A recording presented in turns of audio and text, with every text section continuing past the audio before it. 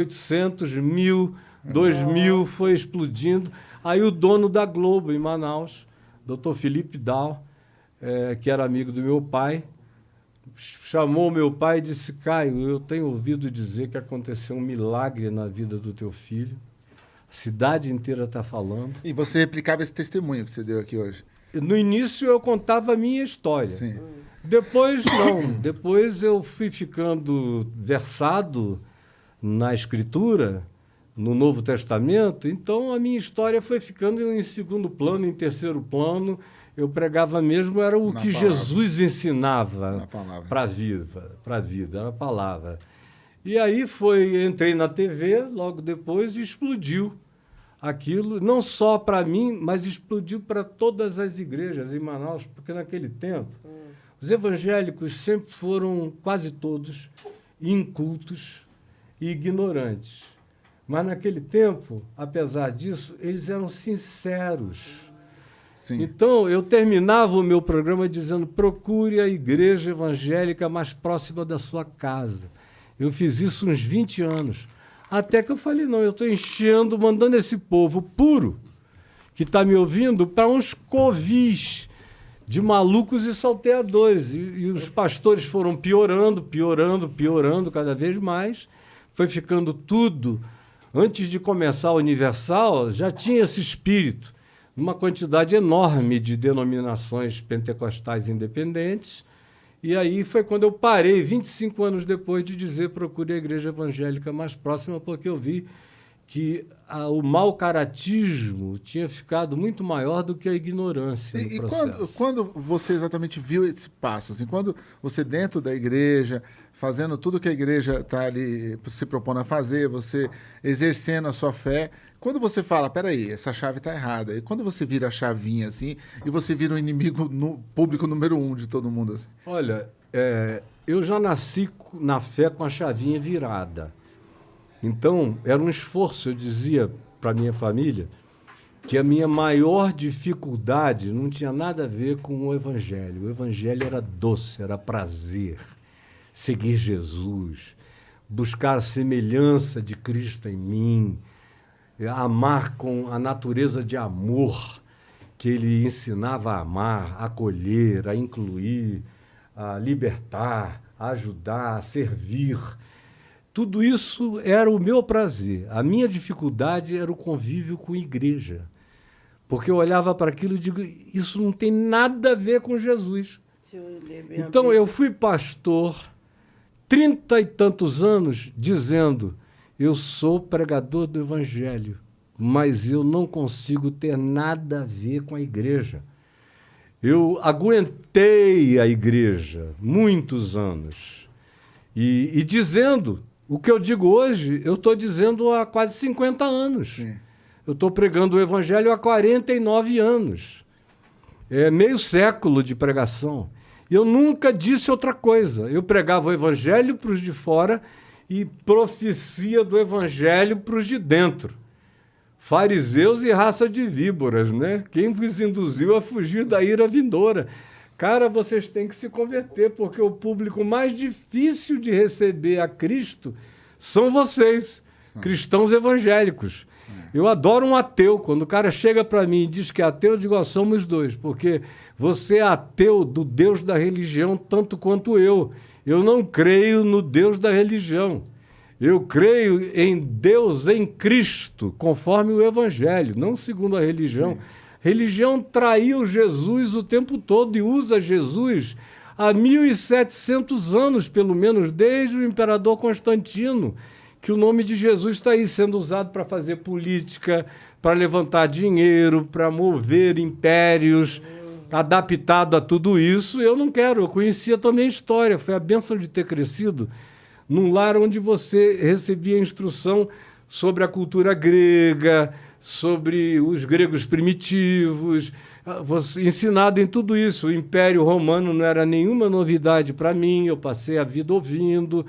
Os escritores clássicos, a Revolução Francesa, o Iluminismo, antes disso, Renascença, a situação política da Reforma Protestante, tudo isso já estava dentro de mim. Eu me converti com um cabedal muito grande. E aí eu fiquei com uma avidez de leitura enorme. Eu lia um livro de 2 em 2 dias e outro livro de 2 em 2 dias. Dá para notar isso. E aí eu comecei a me apaixonar de história e humanidades e filosofia e teologia, até física, mecânica quântica, qualquer coisa, aquela fascinação. Isso tudo foi criado por Deus. Para mim, a natureza era uma bíblia natural, o cosmos era uma revelação natural, e eu queria ler Deus em todas as coisas. Aí, devagar, eu fui entendendo que Deus não existia, que nós é que existimos em Deus. Mas é uma tolice ficar querendo provar a existência de Deus, porque é de uma presunção patética. E aí a gente vem para a questão das igrejas, né? Principalmente dentro das periferias também, que tem uma ignorância muito grande, né? Eu vejo pastores, eu vou assistir culto de pastores porque eu falo, não, eu tenho que entender esse cara. E aí tá lá, para 40 pessoas ou para 200 ou para 2.000. É a mesma ladainha. O cara chega e fala assim, porque eu sou um novo ser, eu sou um novo homem, porque vem comigo que eu tenho a verdade. E aí depois o cara sai dali, ele não cumprimenta a mulher do café, ele não sabe o nome do cara que tá fazendo a segurança. Né? Então como que ele pode ser um novo homem se ele tá se autoafirmando, né? Porque o que eu saiba, as pessoas te reconhecem como sois. Não é assim? Então você passa na rua e fala, aquele homem é um homem santo, aquele homem é um novo homem. Né? Quando que a palavra dentro das... ela fica mais fácil, até para poder pegar as pessoas mais humildes, porque tem uma facilidade aí da palavra, né? Você sai do latim da Igreja Católica e se vai pro eu resolvo o seu problema se você abdicar do demônio, que é muito mais... Pregava nas favelas também, na universidade, sim, você tem esse trabalho, nos campos, e todos os lugares. E nas favelas, nos presídios. Da igreja é essa. A verdadeira pregação é essa, não ter um local certo. E sim pregar a palavra onde for necessária. Pelo menos é o que eu penso. Jesus disse, não é? Deus é espírito e importa que os seus adoradores o adorem em espírito e em verdade. Então não tem lugar. Certo. Deus não é lugarizável. Eu não consigo. Ele diz os céus dos céus, o cosmos e os multiversos não me podem conter. Eu, todavia, habito com o contrito e quebrantado de coração. Aí, quando isso ficou claro para mim, eu digo, eu sou o santuário, eu sou o templo, eu sou a catedral. Mas hoje, cara, eu também vejo muita gente falando de você, muitos pastores e tal, gente respeitada na igreja, inclusive, mas eles falam assim, que você é gênio, mas você é perigoso. Que você é gênio, você é muito além da inteligência, mas você é perigoso. É um risco o que você fala para Jesus, para o ensinamento de Jesus. Não, é um risco para o ensinamento da igreja. Porque a igreja fala de Jesus, né? Ela usa o nome de Jesus para dizer o que ela quer. Inclusive, cada vez menos, né? Vamos deixar claro aqui que a igreja agora não fala de Jesus. Jesus. Testamento. A igreja não fala de Jesus. O nem Senhor da igreja hoje em dia é Moisés. É Moisés. É Moisés e a lei. Jesus está no escanteio há muito tempo e, na verdade, quase sempre esteve. Sim. Então, eu sou um perigo porque eu trago o evangelho puro e simples. E Jesus é uma desconstrução religiosa absoluta. Ele foi morto pela religião, porque a religião não suportou Jesus. E os evangélicos de hoje, os cristãos de hoje, os fanáticos de hoje, sejam evangélicos, protestantes ou católicos, eles são tão ruins de chifra quanto os fariseus e os religiosos do sinédrio judeu dos dias de Jesus. Eles só não matam porque a legislação é outra. Mas se não fosse, meu amigo, era pedra para todo lado. De verdade, olha aí os centros de Umbanda e de Candomblé que eles entram, derrubam, destroem. A pregação é toda de violência. Até quando falam de Jesus, meu general é Cristo. É todo mundo marchando, é uma milícia. Lavarei os pés no sangue do inimigo. São todos milicianos. Sim. E aí, eu sou um perigo para esses caras, tanto quanto Jesus foi um perigo para a religião judaica. Agora, Jesus disse, as meretrizes, os pecadores, os publicanos, as meretrizes, as prostitutas vos precedem no reino dos céus. Falou para os religiosos mais religiosos que a terra já produziu, que foram os fariseus. Ou seja, as putas estão na frente. Vocês estão pensando que vocês são o quê?